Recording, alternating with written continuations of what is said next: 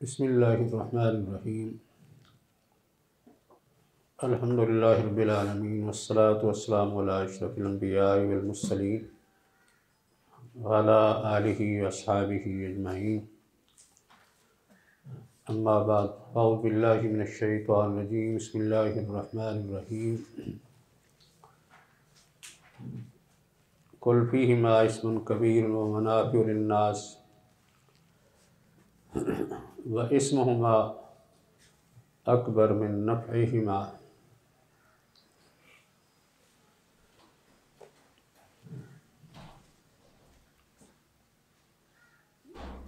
इससे कबल हम ये बात ज़िक्र कर चुके हैं कि शरीयत के मकासद असल किताब व सुन्नत से माखूज़ होते हैं। किताब व सुन्नत की नसूस से या उनकी दिलालात से अक्स किए जाते हैं। फिर उसके बाद सहाबा किराम के अक़वाल, उनके आसार से रहनुमाई ली जाती है और मकासद से उनका ताल्लुक़ क्या है इसका बयान किया है। उसके बाद इजमा और क़ियास का मकासद से क्या ताल्लुक़ बनता है इसकी वज़ाहत हो चुकी है। आज हम ये ज़िक्र करेंगे कि मसाले या इस्तिस्लाह या जिसे मसाले मुरसला कहा जाता है, इनका मकासद से क्या ताल्लुक़ बनता है। मसाले मुरसला ये मारूफ़ उसूल फ़िक़्ह की एक बात है और मसाले मुरसला ये उन दलाइल या उन मसादर में से है जिन्हें इख्तिलाफ़ी मसादर कहते हैं। इख्तिलाफ़ी मसादर जिनसे शरई अहकाम अक्स किए जाते हैं, क्योंकि इनके बारे में कुछ अहले इल्म का नज़रिया ये है कि ये बाकायदा कोई मसदर नहीं है, ना इनसे कोई मसला मुस्तंबत किया जा सकता है। और अक्सर उलमा ने इसको एक मसदर समझा।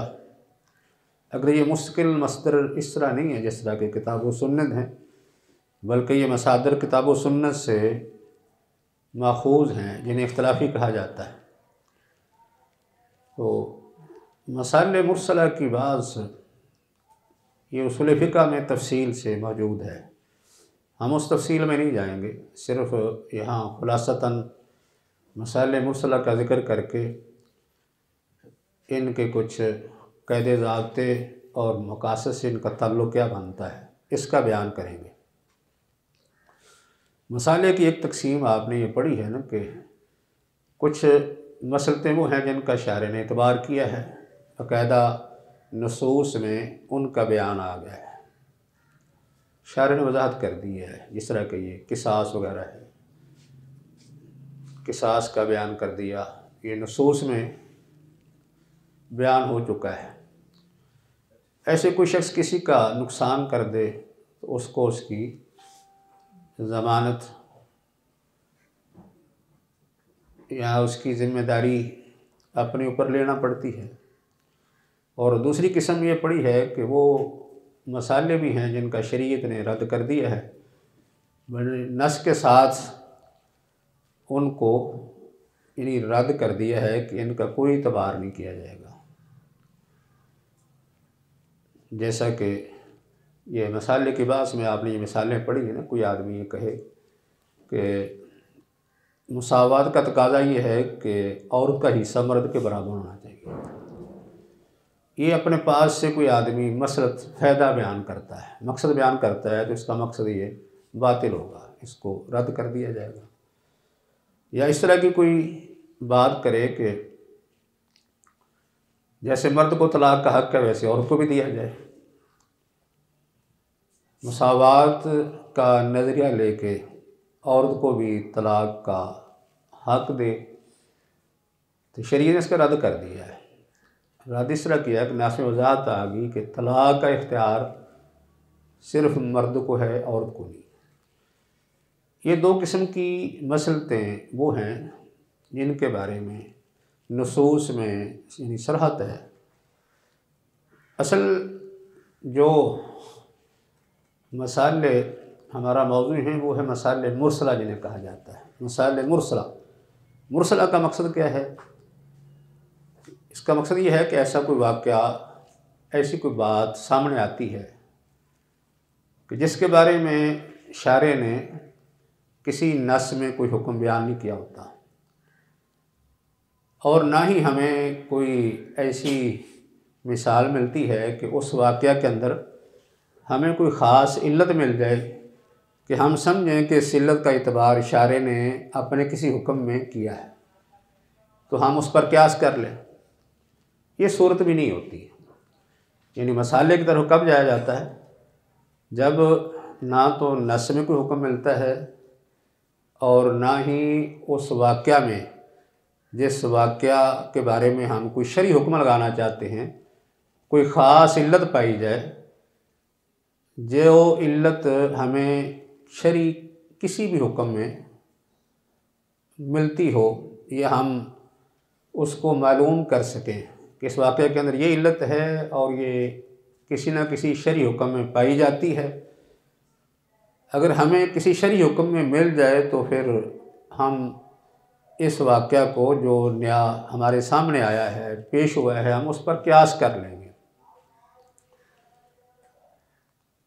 लेकिन इन मसाले मुरसला में क्या होता है कि ना तो नस में हुक्म है, ना ही उसमें ख़ास इल्लत है जिसका इतबार शारे ने किसी जगह पर किया हो, बल्कि ये होता है कि ना तो उसके मोतबर होने के बारे में कोई ख़ास नस होती है, ना ही उसके राद में होती है।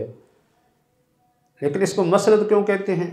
उस पर हमने कोई ना कोई हुक्म लगाना है, और हुक्म लगाने वाला जो है वो जब हुक्म लगाता है ना, उस वक्त तो उसके ज़हन में कोई ना कोई मसलत होती है, यानी कोई ना कोई फ़ायदे का हुसूल होता है या किसी ख़राबी और फसाद को दूर करना मकसद होता है। यानी ज़न्ने गालिब ये होता है ना कि अगर हम इसके जवाज़ के बारे में या इसके अदम जवाज़ के बारे में हुक्म लगाएंगे, कोई ना कोई इससे फ़ायदा हासिल होगा या नुकसान दूर होगा।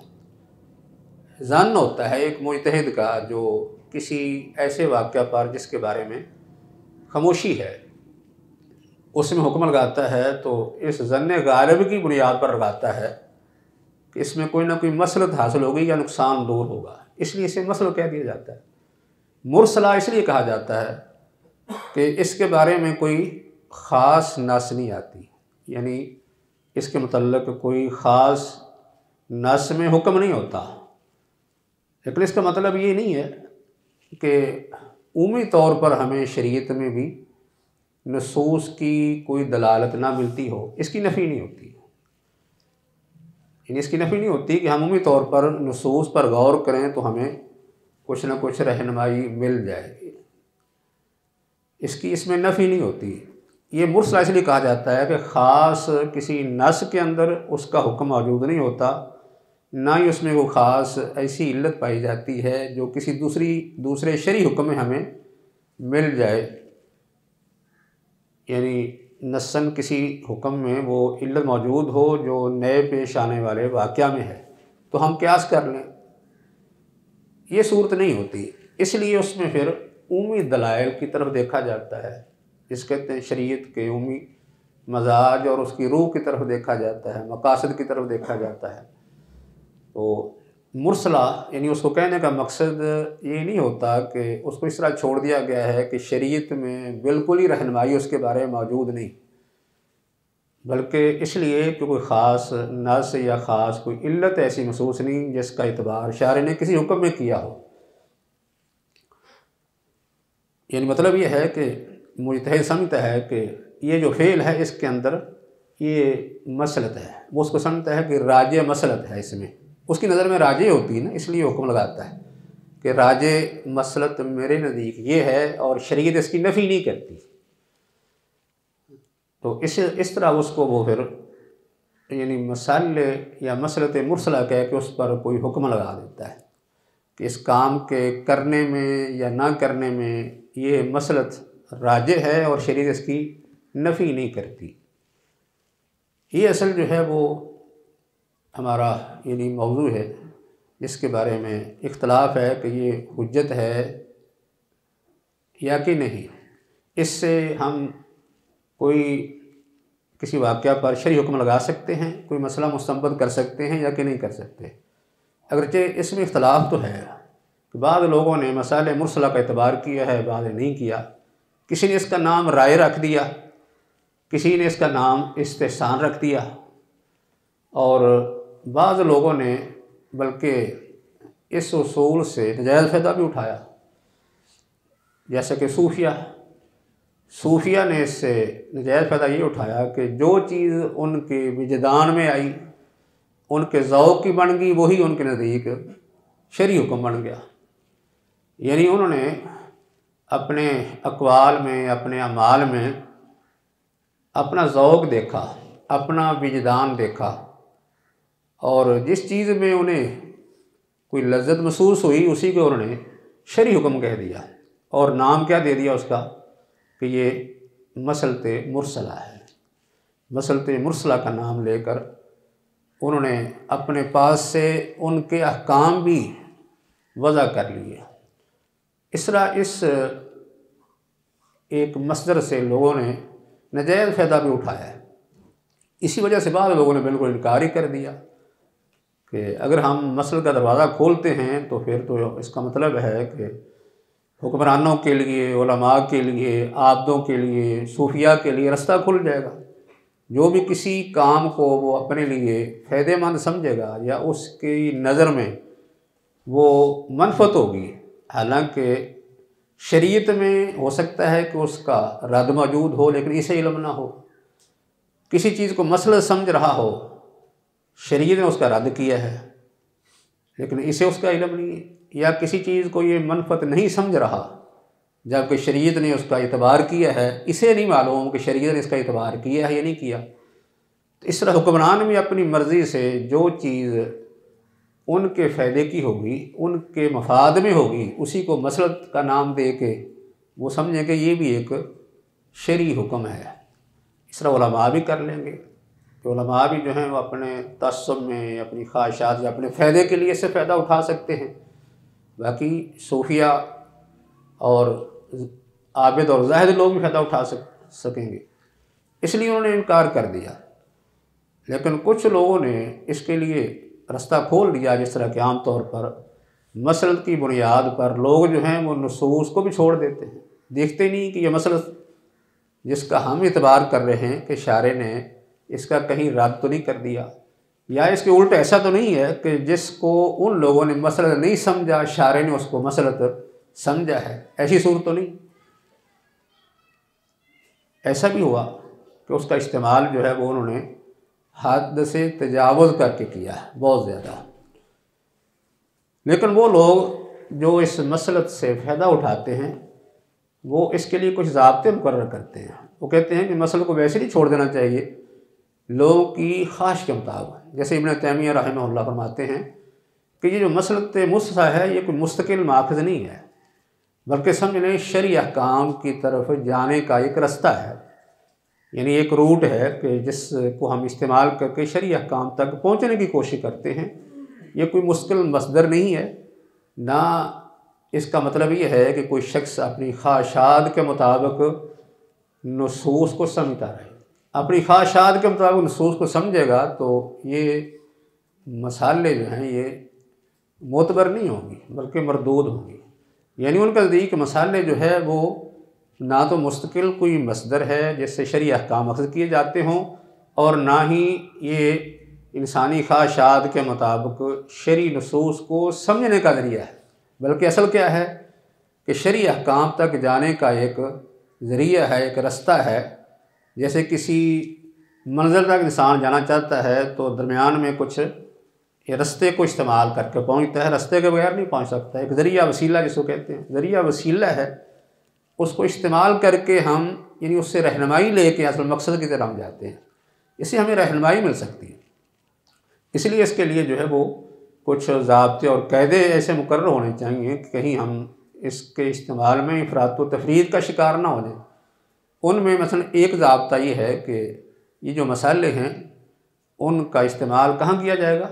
आदात के अंदर, आदात में किया जाएगा, मामलात में होगा, ताज़ीरात में होगा, क्योंकि ये ऐसी चीज़ें हैं कि इनमें इंसान के लिए उसके दुनिया के मकासद हैं, दुनिया के मसाले हैं, और इनमें उसूल ये है कि यानी इजाज़त होती है, इबाहत है, इनमें दरगुज़र किया जाता है, इसमें यानी असल अदम हुर्मत है, यानी कोई हुर्मत नहीं होती। यानी जैसे आदात में, मामलात में और ताज़ीरात में असल हुर्मत नहीं है, बल्कि जवाज़, इबाहत पाई जाती है। इसलिए इनमें इनका इस्तेमाल किया जाएगा। एक तो इबादात में नहीं, इबादात जो हैं इसमें जो है वो लोगों का दीनी फ़ायदा होता है, आखिरत का फ़ायदा होता है। और इबादात की असल क्या है? इबादात के असल क्या है?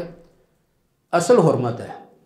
जबकि मामलात, आदात और ताज़ीरात में असल अदम हुर्मत है, लेकिन इबादात में असल हुर्मत है। कोई भी बात मसलन की बुनियाद पर याद नहीं की जा सकती। कोई आदमी कहे कि ये इबादत जो है इसके बारे में अगरचे नस नहीं आई, लेकिन इसके बारे में कोई नफ़ी भी नहीं है। आमतौर पर हमारे यहाँ बिदात के मूजद यही दलील देते हैं, बिदात को याद करने वाले या बिदात पर अमल पैरा लोग यही दलील देते हैं।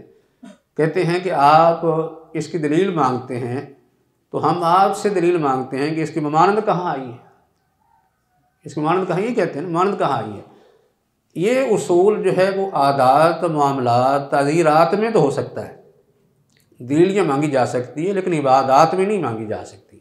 इबादात के अंदर असल हुर्मत है, कोई भी बात अपने पास से नहीं बनाई जा सकती। जैसे हदीस में आपका इरशाद है ना, कुल अम्रिन लैसा अम्रुना फहुवा मन आमिला अमलन फलैसा अलैहि अम्रुना फहुवा रद्दुन, मरदूद है। कोई ऐसा अमल, ये इबादत के बारे में ऐसा कोई अमल जिसके बारे में हमारा हुक्म नहीं है, वो मरदूद है। तो बहरहाल ऐसा इशारा लकुम मिन दीन मालम याज़न बिहिल्लाह, ये भी है कि शरीयत के बारे में उन्होंने कुछ ऐसी बातें बना ली जिनकी इजाज़त अल्लाह ने नहीं दी, अल्लाह की तरफ से हुक्म नहीं मिला। तो इसलिए इबादत में असल हुर्मत ही है। कोई शख्स अपने पास से कोई इबादत ईजाद नहीं कर सकता, हत्ता कि इसके बारे में कोई नफ़ी ना भी हो तो फिर भी ईजाद नहीं कर सकता, यानी ये दलील नहीं मांग सकता कि नफ़ी कहाँ आई। एक तो बहरहाल ये शर्त थी। दूसरी ये है कि मसाले मुरसला के अंदर यानी उस वक़्त ही इसको कोई दलील बना के या इससे इस्तिंबात हो सकता है जब शरीयत में कोई इसके लिए कोई हद, कोई तकीद ना हो। अगर किसी मसले के बारे में शरीयत ने एक हद मुकर्रर कर दी है, कोई कैद लगा दी है, तो फिर इसका इतबार नहीं किया जाएगा। मुरसला का मतलब यही है ना कि शरीयत ने उसके लिए कोई हद मुकर्रर नहीं की, कोई कैद नहीं लगाई, कोई उसके इतबार के बारे में कोई नस मौजूद नहीं है, इस लिहाज से उसको मुरसला कह दिया जाता है। लेकिन उम्मी तौर पर एक शरीयत का मजाज है, शरीयत के मकासद हैं या शरीयत की नसूस की दलालतें हैं, उनके ज़रिए से तो हम कोई ना कोई मसला अख़ज़ कर सकते हैं, या नया जो पेश आने वाला मसला है उस पर कोई ना कोई हुक्म लगा सकते हैं। और इसमें एक यानी शर्त यह भी है कि जिन मसाले का एतबार किया जाएगा वो मसाले जो हैं वो शरीयत के अहकाम से टकराव ना पैदा करती हैं, शरीयत के मकासद से टकराव ना पैदा होता हो, बल्कि शरीयत के अहकाम के मुआफ़िक़ हों, मकासद के मुआफ़िक़ हों। और यह मकासद या शरीयत के अहकाम के मुआफ़िक़ कब होंगी? जब नसूस के मुताबिक और नसूस की दलालतों के मुताबिक होगी, फिर ही मुरसलों इन यानी मसाले का, मुरसला का एतबार किया जाएगा। ऐसे इसमें यह है कि मसाले मुरसला का एतबार ज़रूरियात और हाजियात में होता है। ज़रूरियात और हाजियात में ख़ासकर, क्योंकि इनमें ही लोगों की इस्लाह और उनकी ज़िंदगी का दारोमदार है, इसलिए इनमें एतबार किया जाएगा। फिर इसमें एक शर्त ये भी है कि ऐसी किसी मसलत का एतबार नहीं किया जाएगा जो अपने से राजे मसल टकराती हो। अपने से राजे मसलत से टकराने वाली मसलत का कोई एतबार नहीं किया जाएगा। यानी कोई शख्स ऐसी किसी चीज़ को जो है वो मसलत बना ले जो उससे बड़ी मसलत से टकराती हो, ऐसी मसलत का एतबार नहीं। इस वजह से इसमें क्योंकि मसलत में देखा जाता है, जैसे अभी जिक्र किया था ना कि ना तो नासबी की वजहत होती है, ना कोई ऐसी इल्लत होती है जो किसी शरई हुक्म में पाई जाती हो, किसी यानी शारे के हकाम में से किसी हुक्म में पाई जाती हो ताकि हम क़यास कर सकें। बस में उसमें सिर्फ हम देखते हैं कि एक कोई हमें ऐसा अमर नज़र आ गया कि जो हुक्म के मुनासिब लगता है, बस अमर मुनासिब। अमर मुनासिब जो है इसी कोई मिसाल मुरसला का नाम दिया गया है। अमर मुनासिब यानी किस तरह कि एक मुझे देखता है कि ये अमर मुनासिब इस तरह है कि इससे ये मसला पूरी हो जाएगी या ये नुकसान दूर हो जाएगा। इसलिए इब्न तैमिया रहमहुल्लाह ने ये बात जिक्र की है कि मसाले का इतबार असल जो है ना, इसमें बुनियादी नुक्ता ये है कि मसाले के दरमियान असल तरजीह है। तरजीह के हमारे सामने जो है वो कोई भी काम किया जाए ना, हर काम के अंदर कुछ फ़वाइद भी होते हैं और कुछ नुकसानात भी हैं। तो मुजतहिद का काम क्या है, वो असल ये देखता है कि इन दोनों में से हमने तरजीह किसको देनी है। जो राजे होगा उसके मुताबिक हुक्म लगाया जाएगा और मरजू को छोड़ दिया जाएगा।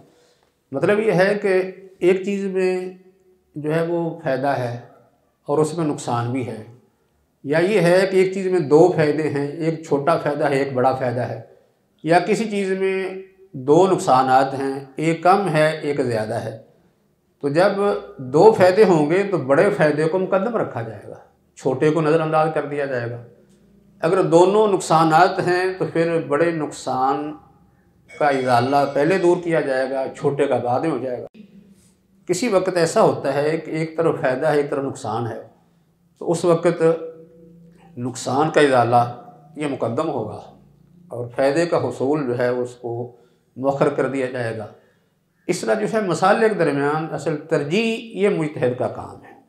इस वजह से वो कहते हैं कि यानी मसाले मुरसला, इसकी मसल की तारीफ़ असल ये है कि एक मुजतहिद समझता है कि इस काम के अंदर राजे मसलत क्या है, राजे मसलत, और शरीयत उसका कोई रद्द नहीं कर रही या उसकी नफ़ी नहीं कर रही। तो इसके बारे में हम ये बात कर रहे हैं। तो इसमें यानी कोई मसलत है राजे से ना टकराती हो। मिसाल के तौर पर यानी इस तरह है कि एक आदमी के ज़िम्मे किसी का खर्च है, एक यानी आदमी जो है वो घर में अपने बीवी बच्चों का वो ज़िम्मेदार होता है, इन्होंने की कफ़ालत कर रहा होता है। अब जो है वो दूसरी तरफ सदका खरात है, सदका खरात, अब वो सदका करे या अपनी बीवी पर खर्च करे, ये तो काम है। एक तरफ मसलन फ़र्ज़ है एक तरफ मुस्तहब है। अब क्या करे वो, अब फ़र्ज़ अदा करें ना पहले, यानी आप बीवी पर खर्च करें, ना कि पहले नफली सदक़ात करता फिरे और आप बीवी बच्चे जो हैं वो भूखे बैठे रहें। यानी इस मसाले के दरमियान वो तरजीह देगा। एक तरफ जो है मिसाल के तौर पर जिहाद का मसला आ जाता है, एक तरफ हज का है, उस वक्त उसने ये देखना है कि अब इसमें फ़ायदा किस में ज़्यादा है, राजे मसलत कौन सी है, कम किस में है, यानी उस वक्त तकाबुल करेगा आपस में। ऐसे ही एक शख्स ने किसी का कर्ज देना मसलन और दूसरी तरफ वो सदका कर रहा है, अब वो सदका करेगा या कि कर्ज अदा करेगा, पहले उसे चाहिए कर्ज अदा करे ना, क्योंकि सदका अदा करने का फ़ायदा तो है ना, जिनको दे रहा है उन्हें फ़ायदा हासिल हो रहा है। एक तरफ ये फ़ायदा है, एक तरफ दूसरे का नुकसान कर रहा है कि उसने एक आदमी में कर्ज दिया है तो उसका भी माली नुकसान है, इनको माली फ़ायदा हो रहा है जिन पर सदका कर रहा है, तो जिसका इसने कर्ज देना है उसका माली नुकसान हो रहा है। तो यहाँ किसको तरजीह दी जाएगी, कर्ज पहले अदा करेगा वो मुकद्दम है। ये नहीं वो कहेगा क्योंकि मैं सदका कर रहा हूँ। बाद लोगों का ये मिजाज होता है ना, कर्ज ले ले के सदका करते रहते हैं। कहते हैं कि हम तो लोगों की खिदमत करते हैं ना, नेकी का काम है, लेकिन दूसरे लोगों का वो माल लेकर गस्ब करके ये समझ लें कि वो उनके माल में ज़्यादती कर रहे होते हैं। इसलिए उनको चाहिए कि पहले वो कर्ज अदा करें, उसके बाद सदका करते थे। क्योंकि शरीयत के अंदर आप जब गौर करते हैं ना, शरीयत के अहकाम के अंदर भी, उसमें हर काम के अंदर फ़ायदा नुकसान कुछ ना कुछ नज़र आता है। लेकिन शायर ने इतबार किया है कि इनमें से मुकद्दम कौन सी चीज़ होगी, कौन सी मसलन मुकद्दम है। मिसाल के तौर पर इबादत में आप देख लें, इबादत के अंदर भी ऐसा है, और इसी तरह जो मुहर्रमात हैं उनके अंदर भी ऐसा है। कुरान ने जुए और शराब के बारे में बयान किया है कि फ़ीहिमा इस्मुन कबीरुन व मनाफ़िउ लिन्नास। जुए और शराब में गुनाह भी है, नुकसान भी है, और लोगों के लिए फ़वाइद भी है। अब शराब और जुआ हराम हैं, लेकिन इनके फ़ायदे भी हैं। हराम होने के बावजूद इनमें फ़ायदे हैं। तो क्या कोई शख्स जो है वो कहे कि क्योंकि इनमें लोगों के फ़ायदे हैं, मतलब शराब का जो है वो कारोबार चलता है, लोगों को बड़ा माली फ़ायदा हासिल होता है, रोज़गार चलता है, तो क्या इस बुनियाद पर शराब और जुए को जायज़ कर लिया जाएगा? हाँ, कहा इसमें हम अकबर नफ़े में, इनके नफ़े से नुकसान ज़्यादा है।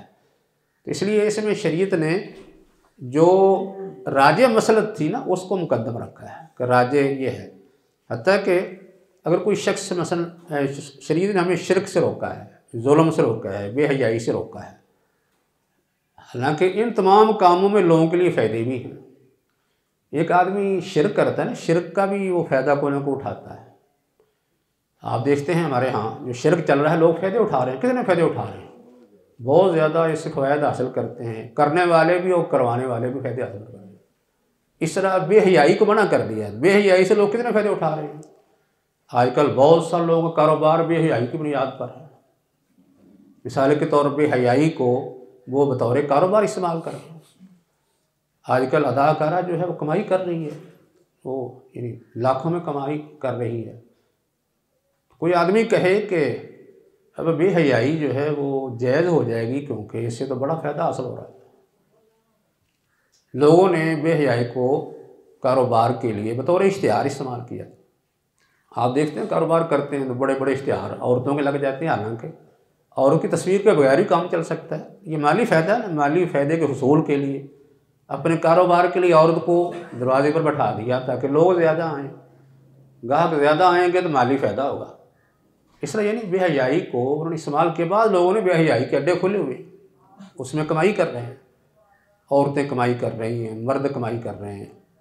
तो ये उनके फ़ायदे हैं ना, तो क्या इन फ़वाइद की वजह से इन कामों को जायज़ करार दिया जाए? इसलिए क्योंकि इनके जो नुकसानात हैं वो इससे बहुत बड़े हैं, इसलिए जो राजे मसलत है उसको तरजीह दी जाएगी, क्योंकि मसलत नाम है फ़ायदा हासिल करने का और नुकसान को दूर करने का। इसलिए जिसमें नुकसान ज़्यादा है उसको शरीयत ने भी तरजीह दी है।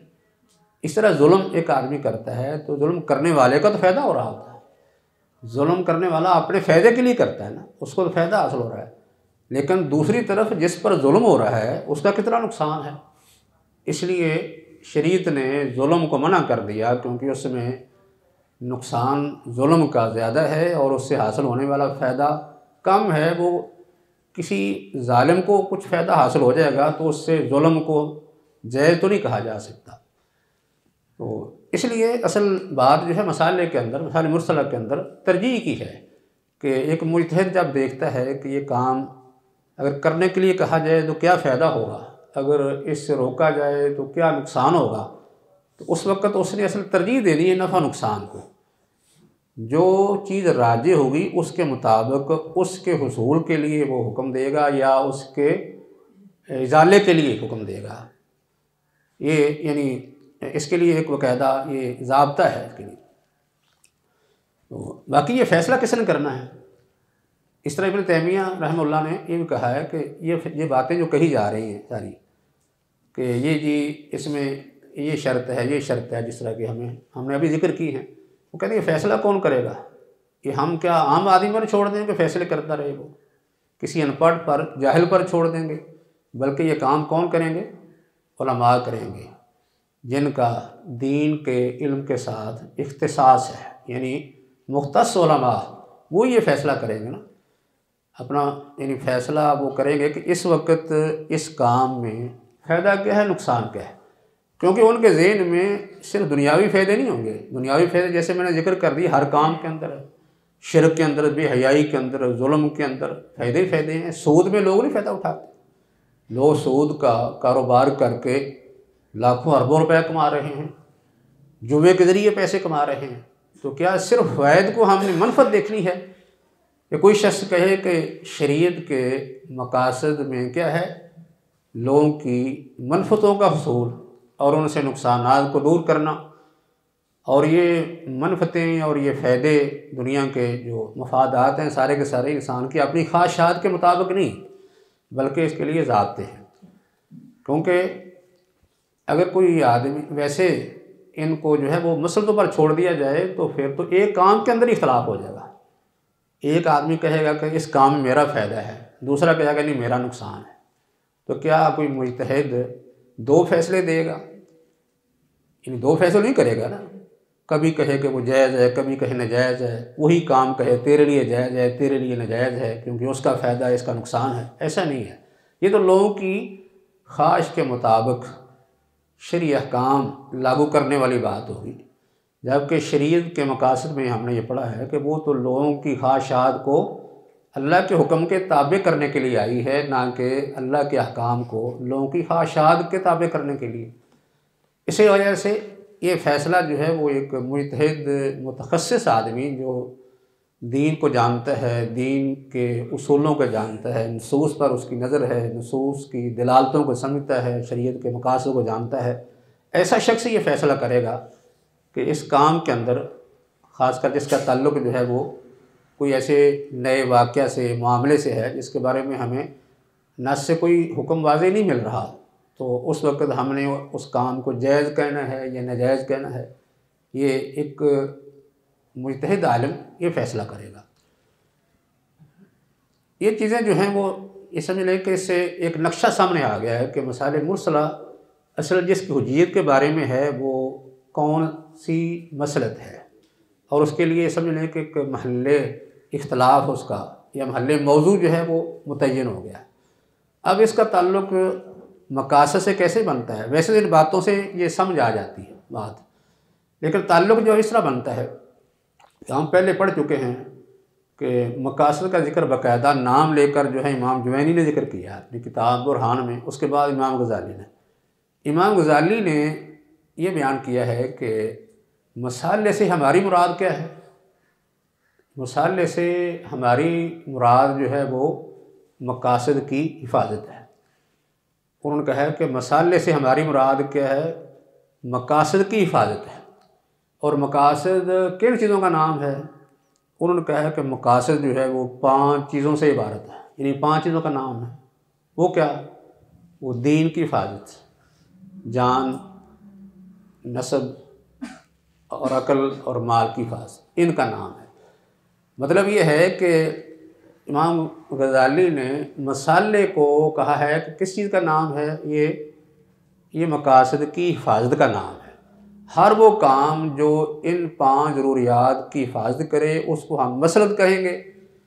हर वो काम जो इन 5 ज़रूरियात के अंदर फसाद पैदा करे, ख़राबी पैदा करे, उसको हम क्या कहेंगे, वो मसलत नहीं बल्कि वो मफसदा है, फसाद है, ख़राबी है।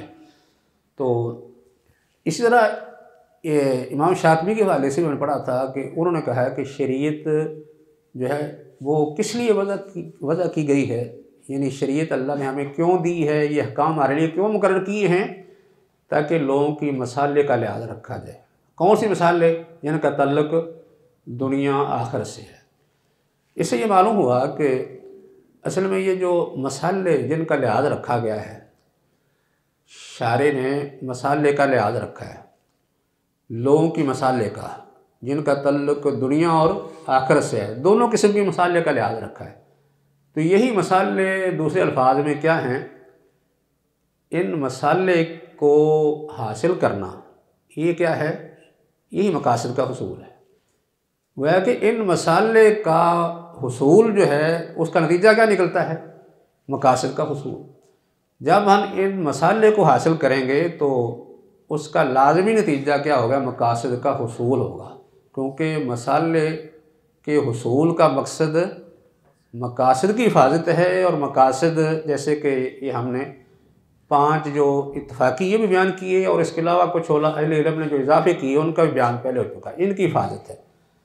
तो इस तरह इसका मकसद ये है कि मसाले जो हैं असल में मकासद के मुहाफ़िज़ हैं। इससे मकासद वजूद में आते हैं, उनकी हिफाजत होती है, उनका लिहाज, उनकी रैयत रखी जाती है। कोई शरीयत जो है वो मसलतों से खाली नहीं, बल्कि जैसे बात पहले हो चुकी है कि इब्न तैमिया रहमहुल्लाह और भी उलमा वज़ाहत करते हैं कि शरीयत का कोई भी हुक्म मसल से खाली नहीं, बल्कि शरीयत जो है वो लोगों की मसलतों का इस कदर इतबार करती है, और लोगों को इन मसलतों की ज़रूरत भी है।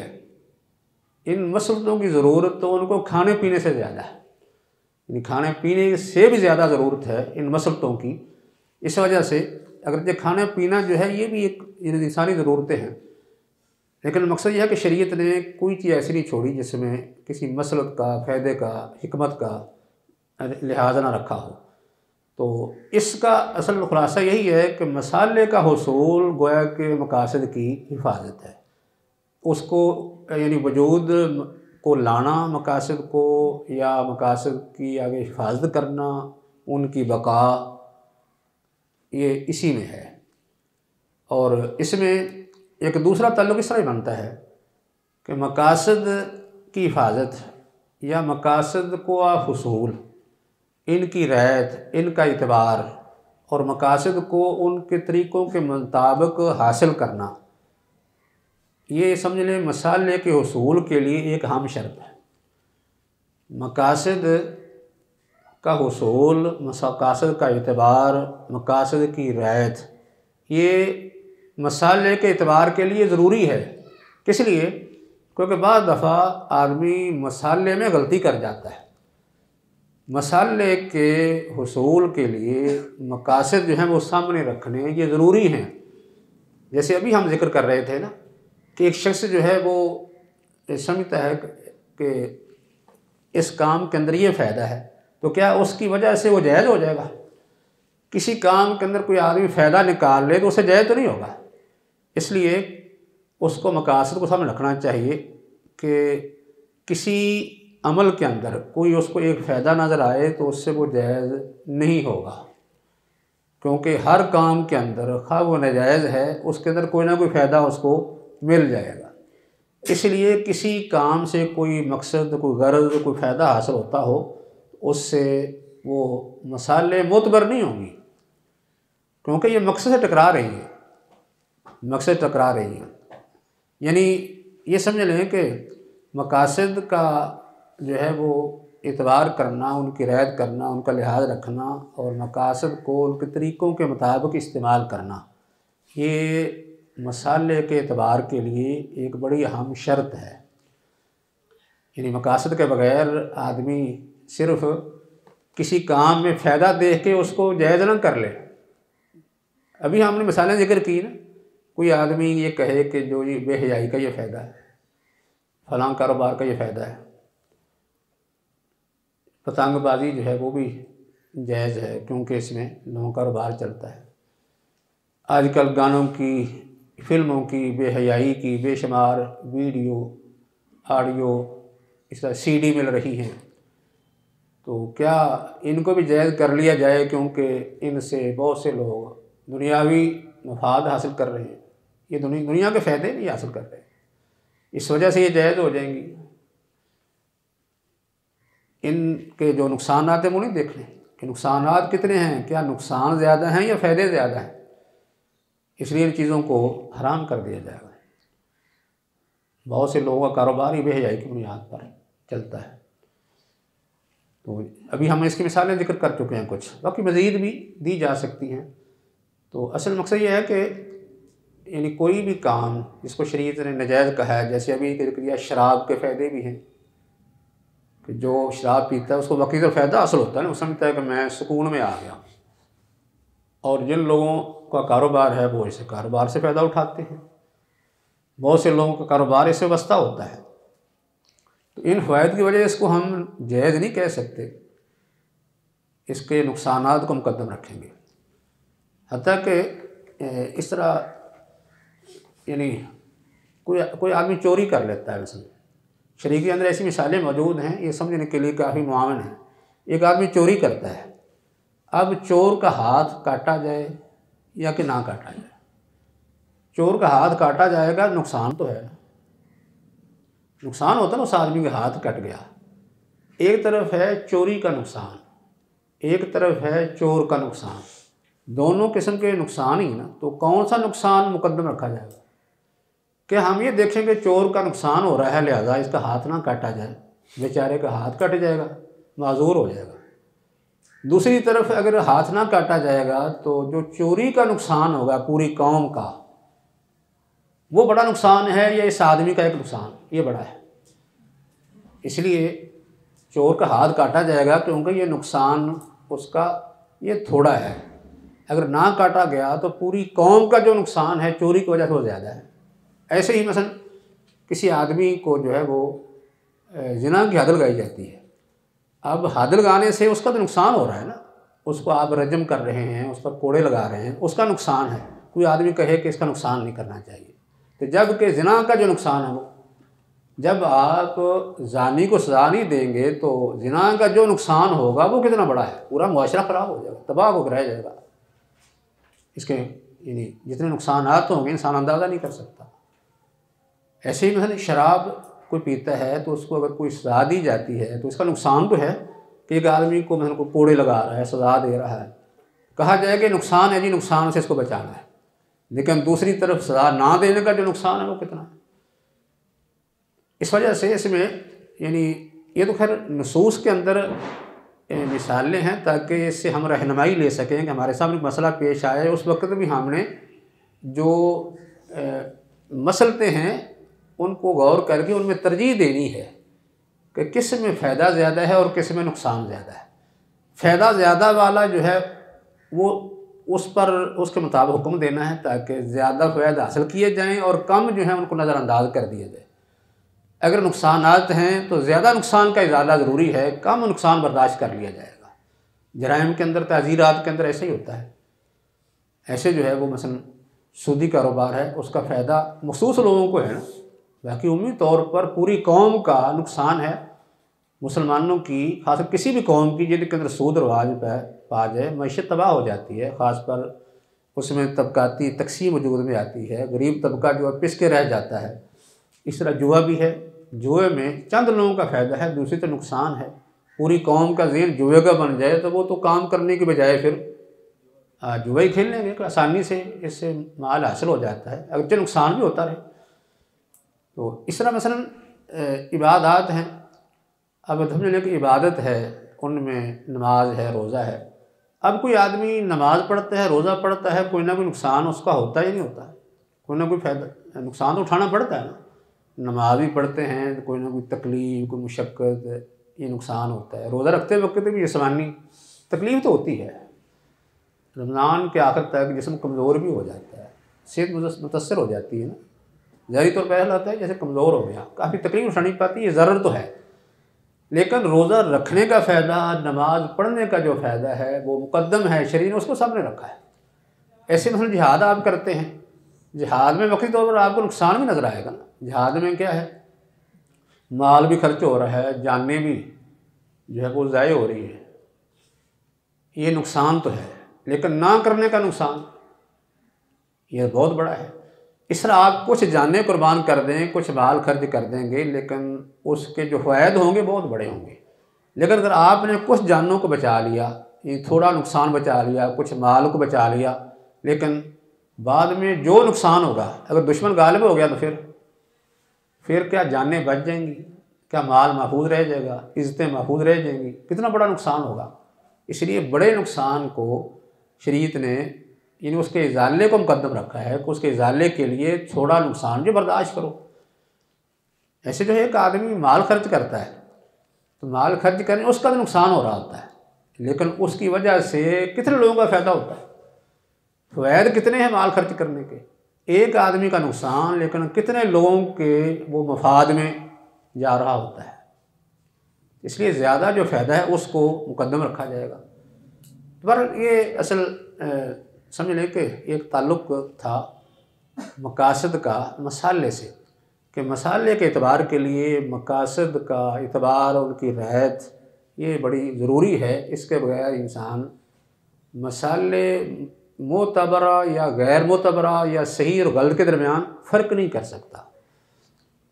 तो बाकी जो है वो एक शर्त इससे खुद ही निकल आती है, एक ताल्लुक़ बन जाता है। इससे मालूम होता है, अभी हमने पहले भी जिक्र किया है कि मसाले के ज़ाब्तों में से ज़ाब्ता ये है कि जैसे इतिहाद के अंदर, ये बात भी हमने जिक्र की थी कि इतिहाद वही आदमी करेगा जो उसूल को जानता है और मकासद को भी जानता है। क्योंकि ये बात भी हम पहले कर चुके हैं कि मकासद का इल्म ये समझ लें उसूल के इल्म का एक हिस्सा जुज़ है। इसलिए उसूल फ़िक़ह के अंदर भी अहले इल्म ने मकासद का जिक्र किया है, अगर ये पहले नाम लेकर नहीं किया। मकासद का एतबार तो होता रहा लेकिन नाम लेकर नहीं, बाद में मुस्तकिल इनका नाम भी जिक्र हो गया। पहले जो है वो क़ियास की बात आई, इस्तिहसान की आई, मसाइल मुरसला, सद्दु ज़राए, उर्फ़, ये सारी बातें इनके अंदर मकासद का एतबार होता रहा लेकिन नाम नहीं लिया गया, बाद में नाम पड़ गया। तो जैसे यानी इज्तिहाद के लिए ज़रूरी है कि इज्तिहाद करने वाला उसूल को समझता हो, मकासद को जानता हो। ऐसे मसाले मुरसला पर बात करने वाला आलम जो है उसके लिए ज़रूरी है कि वो मकासद का इल्म रखता हो, इसके बगैर वो ये काम ना करे, वरना मसाले में वो इफ़रात व तफरीत का शिकार हो जाएगा। किसी को वो मसलद कह देगा, हालांकि वो शरई तौर पर कोई मसलद नहीं होगी। किसी को वो कहेगा ये मसलद नहीं है, जबकि शारे ने उसका एतबार किया है। इससे वो अपने पास से मसलदे बना के कई वाजिबात मुस्तहब्बात छोड़ देगा, या किसी चीज़ को वो मसलत ना कह के कई मुहर्रमात और मकरूहात में वो यानी शरीक हो जाएगा। तो ऐसे ही एक ताल्लुक़ जो है वो मसाले का इस तरह बनता है कि अगर मसाले का एतबार शरीयत की रूह को सामने रख के किया है ना, शरीयत की रूह, दूसरे अल्फाज में क्या कहते हैं, शरीयत के मकासद। अगर मसाले का एतबार किया जाएगा तो उसका फ़ायदा क्या होगा?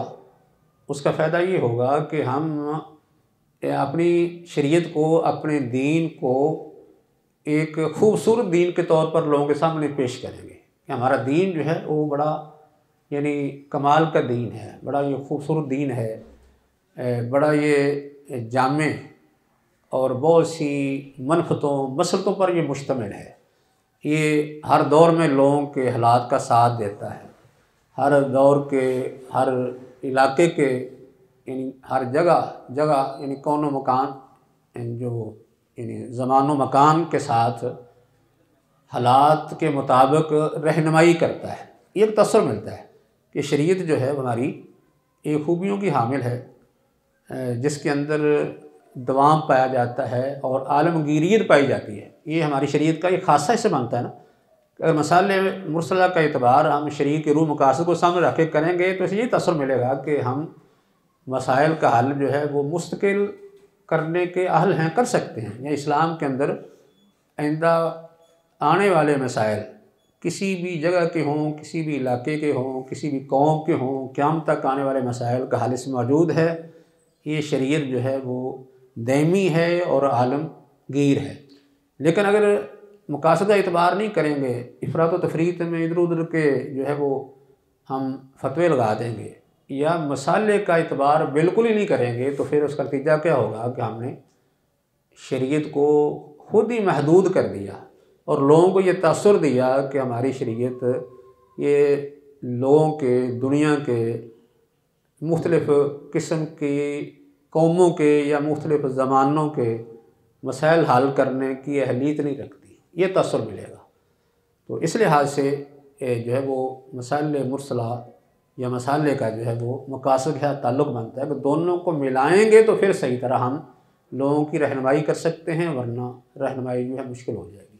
तो बहरहाल ये हर मसाले के बारे में एक उम्मी तौर पर एक जायज़ा और उसका खुलासा और मसाले का ख़ासकर मकासद के ताल्लुक़ इसका बयान था। वमा अलैना इल्लल बलाग।